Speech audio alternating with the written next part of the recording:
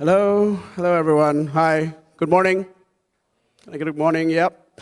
So, thank you so much for having me here today. Thank you so much for the organizers for letting us speak here today, representing, as the kind introduction I got, Satya Haruman. So for those of you who may not immediately know who Satya Haruman is, how many of you here have heard of Cyberjaya? This one I seriously expected more people to know. but Satya Haruman is the master developer of Cyberjaya. It's our baby, 7,000 acres of a smart city in between KL, downtown city, and the airport. So I'm here today to represent Satya Haruman, to talk about Cyberjaya and how it relates to the blockchain ecosystem. Now, if I could be honest with you, I do not fully understand blockchain technology also. And apparently I'm not alone. I did a simple Google search last night on my browser of just the word blockchain, right?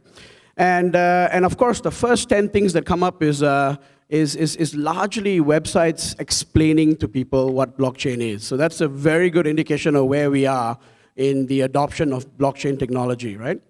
Now, in the last few months, I've not been able to avoid blockchain. I have read the modern-day equivalent of Blockchain for Dummies. Those of you old enough would remember the For Dummies books. I've actually bought one Bitcoin with my brother-in-law. I obviously lost money because I bought it in the end of November 2017. Yeah, and I've learned of this fellow named Satoshi, whom I'm told might either exist or not exist. I don't know, it's all very strange to me. I've read dozens of articles in between. I've spoken to blockchain evangelists who almost is like a religion for them. And to be really honest, I'm no closer to understanding anything about this at all. But what I have gotten a sense of is that blockchain is one of those technologies that has, is and definitely will change the world. And I think the reason for this is, and this is the best technologies. This is what the best technologies have in common. They fundamentally change the way we do things. They fundamentally change the way we transact, the way we treat and protect information. And this is when you know that a technology can be transformative. Now, as one of the stakeholders with the responsibility of making Cyberjaya Malaysia's tech hub, we understand the importance of creating robust ecosystems for the development of these new key technologies, whether it's AI or big data, and blockchain. The ecosystem is what you hear a lot about. Now, ecosystem building itself is a very patient endeavor. Truth be told, attracting startups and entrepreneurs and companies to be based in Cyberjaya, it's not easy, right? I guarantee you. Every day I talk to people and too far lah. I can't go to Cyberjaya, Cyberjaya is dead, Arvind, Arvind, all my customers are in KL. How lah, chief, Hey, bro, no public transport. How my staff gonna go all to work and all that, Look, I hear these so many excuses. I even see some people nodding, yeah. So we know what the issues of Cyberjaya is. So nevertheless, I'm going to tell you a little bit about the why of Cyberjaya, why we're so passionate about it, why we believe that Cyberjaya is where you need to be, all right? The promise of the future that Cyberjaya can bring and what we are doing to grow the ecosystem in Cyberjaya. And in the process, in the next few minutes that I have, hopefully change your perspective a little bit. Cyberjaya, a little bit of history, was founded 21 years ago by the then Prime Minister and also the current Prime Minister, Tun Mahathir. Back then, Satya Haruman and MDEC, or MDC, as Hizam said earlier, were given the mandate to build a technology city, infrastructure, big software companies, right? So in the past 2 decades, 95% of the infrastructure for Cyberjaya has been laid. And it may surprise you, or some of you, to know that 110,000 people come to work every day in Cyberjaya. That's not a small amount of people. And about 40,000 have chosen to make Cyberjaya their home at night. Almost 500 MSC companies are located there. Startup companies in animation and gaming, surprisingly robust. And strangely, there's a small but growing population of tech nomads from all over the world.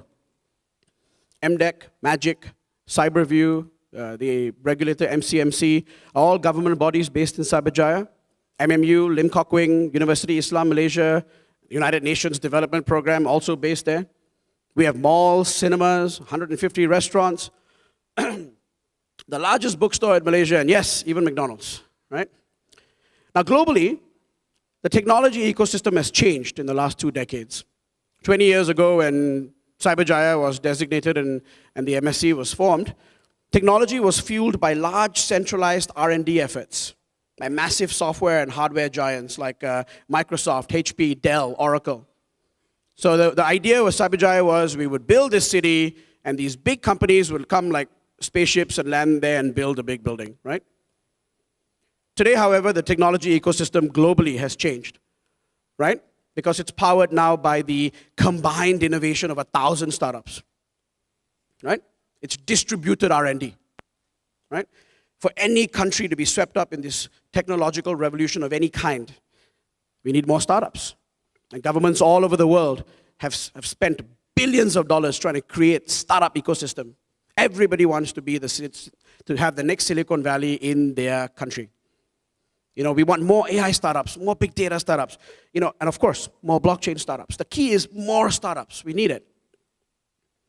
But the thing is, ladies and gentlemen, startups only bloom and blossom when there's a robust ecosystem in which for that to happen. What most policymakers don't immediately appreciate, though, is that one of the main ingredients for successful ecosystems to flourish is spatial concentration.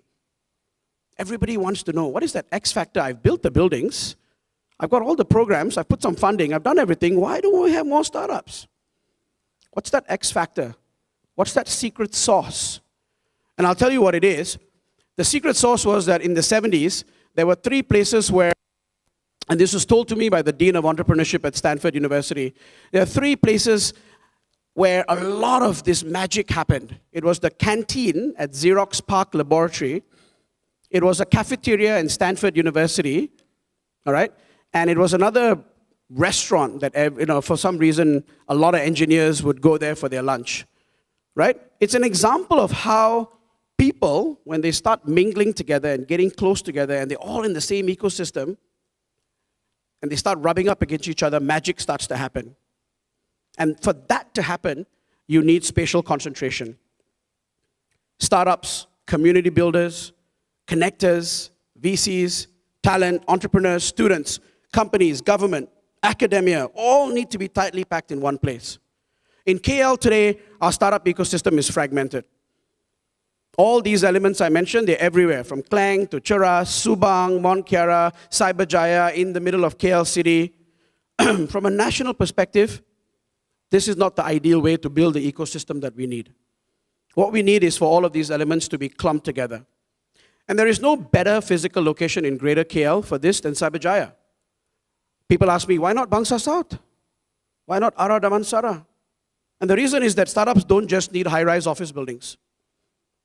They need horizontal flexibility just as much as they need vertical. Startups thrive on open plan environments. They thrive on running pilots with companies. Like, you know, blockchain startup, I want to actually run a pilot with a company. I want to test my business model. I want to test my operation. I want to test my product. They want to work with governments. They want to work with universities. And what we have in Cyberjaya is a living city and the perfect place to grow your startup. We don't need tech startup ecosystems in Penang, JB, Sarawak, Penampang. In the US, when someone lives in Nowhere Town, Kansas, or Idaho, or something like that, and he wants to start a startup, wants to start a digital startup, he doesn't wait for the government to run programs in his small town. He rents a car, he packs up his life, and he moves to Silicon Valley, right? So if you're in Sabah and you feel you want to be a startup entrepreneur, don't ask the government to come and start an ecosystem there just for you. Get on a flight, come to Cyberjaya, come to Silicon Valley, and decide that's where you do it. But Cyberjaya is so far. Well, someone once told me, hey, Arvind, you go to Cyberjaya very far. I said, hey, where do you live, man? USJ 23. Where do you work? KL. You don't get to tell me it's far. For all the Malaysians in the room, you know that distance, right? It takes me 35 minutes to go from Mont Kiara to Cyberjaya. Perspective, ladies and gentlemen, far is relative. How to find talent. Nobody wants to come to Cyberjaya. It's so far. Do you know who the Employee of the Year for the last couple of years have been? It's a company called SP Setia. They're a developer in Malaysia. Employer of choice. You know where they are located? In Setia Alam, which is like the Cyberjaya of the north. Very far away, and yet people want to work there. It's not the location, it's how creative you as startups and companies are at attracting talent. Public transport. That's a good point. Sadly, not many people know that 2 MRT stations are opening in Cyberjaya in 2021. Not immediately, but it's coming, right? And Cyberjaya will take off at that point of time. Another excuse by entrepreneurs is, bro, all my customers are in KL, bro. How? I can't come to Cyberjaya? I said, wrong. All your customers are based in Asia. They're based in ASEAN. You don't need to live in KL. You need to live near an airport, right? We want to build regional champions, not jago kampung, or, as they say here, right? So, you want to know what city is near an airport? Cyberjaya. Now, let's also, a last bit of perspective that I leave you with. In the southern corridor of KL, 20 minutes away from Cyberjaya, more than 1 million people live in places like Kajang, Cheras, Puchong, Serdang, Putra Heights. Let's compare this to Silicon Valley, the hallmark of ecosystems, which stretches from downtown San Francisco and Oakland all the way to San Jose. But the heart of the tech zone is in Palo Alto. 200 square miles, about the same size as Cyberjaya, 1 hour away from downtown San Francisco, with a university in the center, although our MMU is not yet Stanford, but still, the model is there. It was built to model after Palo Alto. Coming back to building ecosystems, we at Satya Haruman believe that new technologies like blockchain require its own mini ecosystem, and we are keen to encourage this in Cyberjaya. If I mentioned earlier that we're in the education phase of blockchain, education about blockchain and its applications outside of crypto, super important for technology newbies like myself. To not only understand the underlying technology, in fact, I don't even need to understand the underlying technology. I need to understand the applications, hundreds of applications.